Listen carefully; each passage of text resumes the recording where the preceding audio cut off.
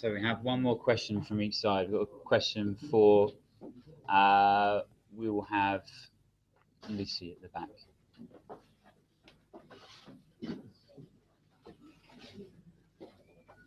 So Shabir, I know you said in Mark 2 that Jesus didn't forgive, or he forgave sins, but that doesn't mean he's God.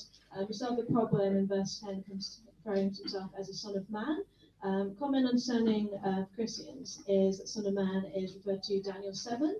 Just want to ask you who you think the Son of Man is in Daniel 7, compared to what you said before. It says here, as I watched the night visions, I saw one like a human being, the Son of Man, come with the clouds of heaven, and he came to the Ancient One and was presented before him.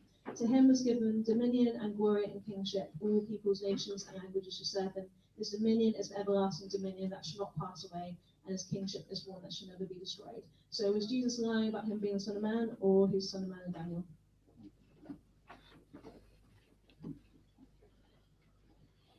I should clarify, not that it means much for this particular question, but more generally, that I'm not saying even that in the Gospel according to Mark, the sayings there of Jesus are authentic, because scholars say that even Mark's Gospel is a theological treatise. It's not necessarily a historical record of what Jesus said and did. Mark has his own agenda, and he's pushing it, and he's modifying statements and presenting things in a way to fit that agenda. He also wants to present Jesus as being somewhat greater than the human being, but not as great as John does it.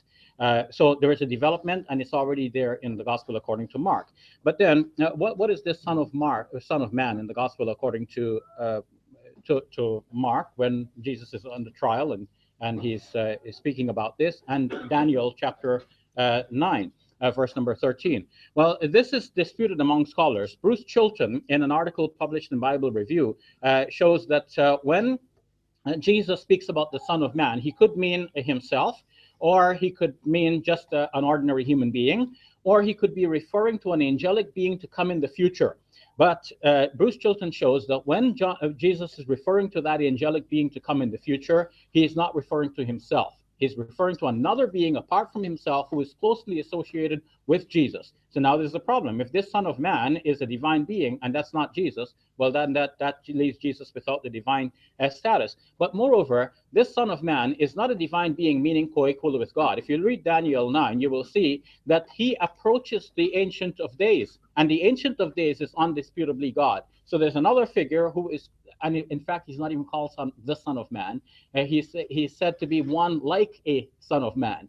And even if you say he's the Son of Man, but we have Numbers chapter 23, verse 19, which says that God is not the Son of Man. So therefore, he's not God if he's the Son of Man. And Job chapter 25, verse number 6 says, what is the Son of Man but a maggot? So definitely, if he's the Son of God, he's not God. Thank you.